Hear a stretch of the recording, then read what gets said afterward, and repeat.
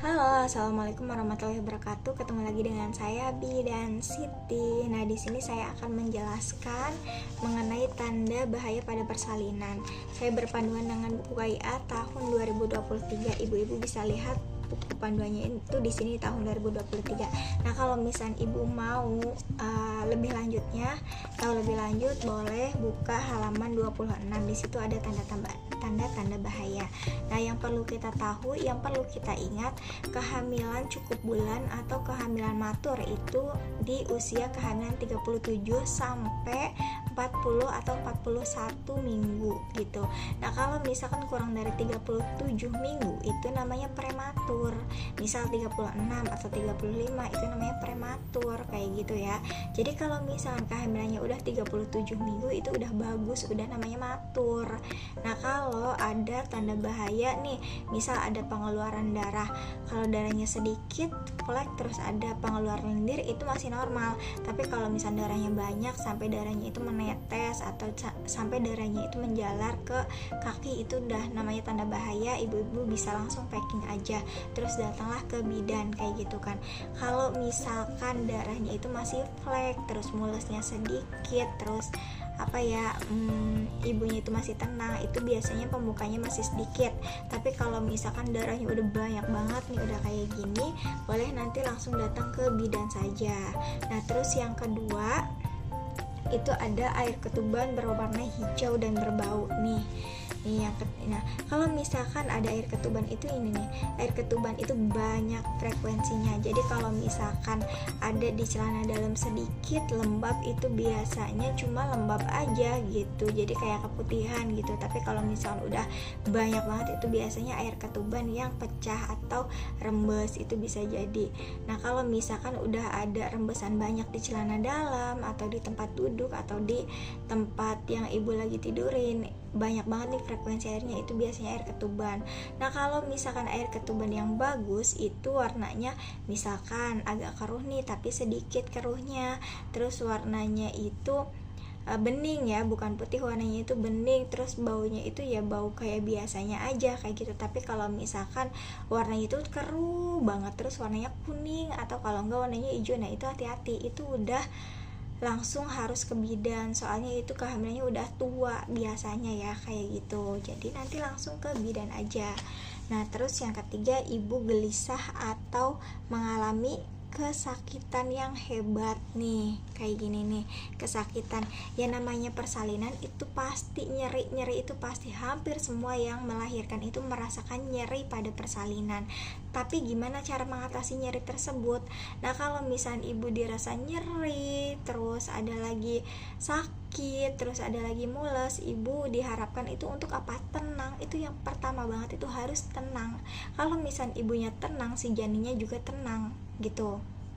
Nah, kalau misalkan ibunya panik banget nih, aduh stres banget ini, gimana ya persalinannya, aduh gimana ya suami saya lagi kerja, nanti siapa yang nganterin saya ke bidan gitu, atau aduh gimana ya ini persalinannya saya nggak siap, misalkan kayak gitu. Nah, jangan kayak gitu. Kalau misalkan usia kehamilannya udah 37 minggu atau udah 38 minggu, nah saran saya mah ibu-ibu itu harus udah packing persiapan buat persalinan. Kenapa? Kalau misal udah 37 itu udah boleh tuh persalinan. Apalagi anak yang ketiga, anak yang keempat itu biasanya cepat banget lahirannya, kayak gitu. Nah, terus kalau misalkan suaminya lagi kerja, ibu bisa langsung packing, dibawa packingannya atau dibawa tasnya itu ke bidan langsung. Bu, saya udah ada keluhan, misal kayak gitu kan, lebih enak tuh gitu kan, biar ibunya juga nggak begitu stres banget. Kalau misalnya ibunya udah ada di bidan, tinggal nanti telepon suami atau telepon keluarga, itu lebih bagus, kayak gitu kan. Nah, terus ada lagi nih, jadi jangan panik. Nah, terus yang selanjutnya ada tali pusar atau tangan bayi keluar dari jalan lahir nih, kayak gini nih. Nah, kalau misalkan tiba-tiba aduh mules, nanti ke bidannya, biasanya ibu-ibu yang anak kedua, anak ketiga kan biasanya kayak gitu. Tapi tiba-tiba yang nongol tangan atau yang nongol kaki dulu, nah itu kan biasanya kan salah posisi kan. Kalau misalnya ada tangan dulu atau kaki dulu, itu kan biasanya sungsang ya. Nah, kalau misalnya udah ada udah ada yang keluar, nah jangan panik, yang saya bilang jangan panik, langsung packing ke bidan. Kenapa? Karena itu yang pertama salah posisi. Nah, terus yang kedua, ibu itu harus dicek dulu pembukaannya kayak gimana, bagus nggak, bisa nggak buat persalinan normalnya. Makanya pas waktu hamil itu harus atau wajib banget USG, itu salah satunya buat menentukan posisi pada bayi tersebut kayak gitu. Jadi jangan hiraukan USG ya ibu-ibu. Terus selanjutnya ada di sini ibu mengalami kejang nih. Ibu mengalami kejang. Jadi kalau misalkan tanda awal pada kejang itu apa? Yang pertama, ibunya demam. Yang kedua, bisa jadi ibunya itu udah nggak nyaman dengan posisinya, udah nggak nyaman dengan proses persalinannya. Terus ada juga urinnya itu positif. Gimana cara lihat urin positif? Ada, cek nanti di bidan, namanya cek urin.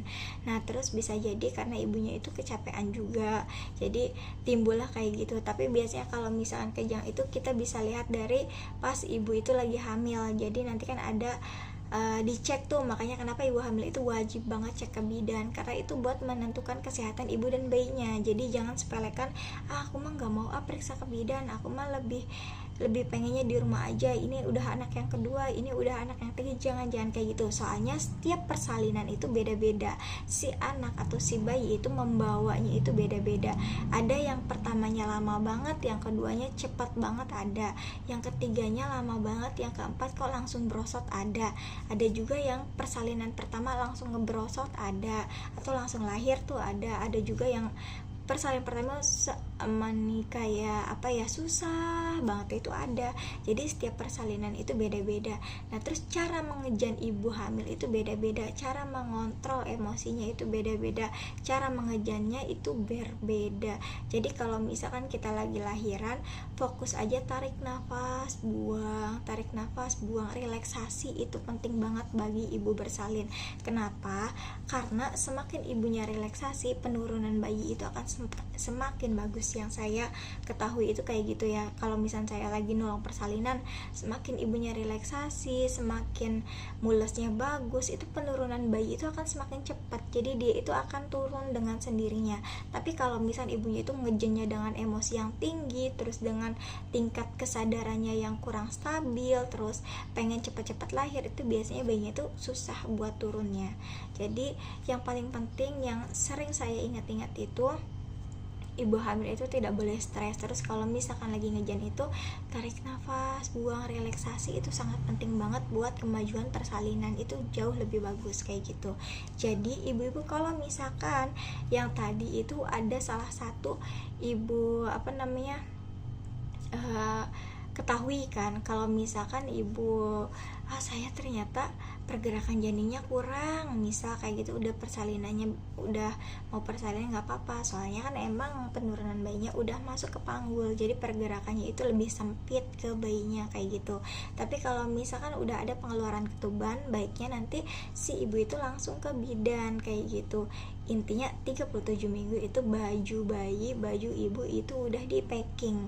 Gimana nanti persalinannya, yang penting ibu udah ada di rumah bidan. Kenapa? Karena dengan ibunya yang tenang, dengan ibunya yang relaksasi, itu biasanya akan membawa bayi itu bisa lebih tenang gitu. Detak jantungnya normal nantinya, terus ibunya bisa lebih fokus, bidannya juga tenang buat nolongnya gitu.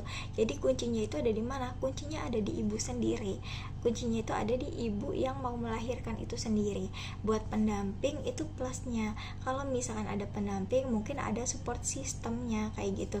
Nah kalau misalkan ada pendamping juga jangan yang diem aja, enggak boleh. Pendamping itu harus mensupport ibu dengan baik dan tegas gitu ya. Nah kalau misalkan ibu mengetahui nih, ternyata ada tanda-tanda bahaya nih di diri kehamilan saya yang mau persalinan kayak gitu, baiknya nanti langsung kontrol ke bidan. Kalau misalkan hamil itu sering-seringlah cek ke bidan, sering-seringlah kontrol ke dokter buat USG. Nah terus jangan lupa itu yang namanya cek lab triple eliminasi, ada HIV test, ada sifilis, sama satu lagi HBsAg, itu buat menentukan kesejahteraan ibunya sama bidannya. Kalau misal ibunya sehat, bidannya juga akan baik buat nolongnya kayak gitu. Kalau misal ada pertanyaan boleh nanti di komen saja, kita di sini sharing ya. Terima kasih sebelumnya. Wassalamualaikum warahmatullahi wabarakatuh.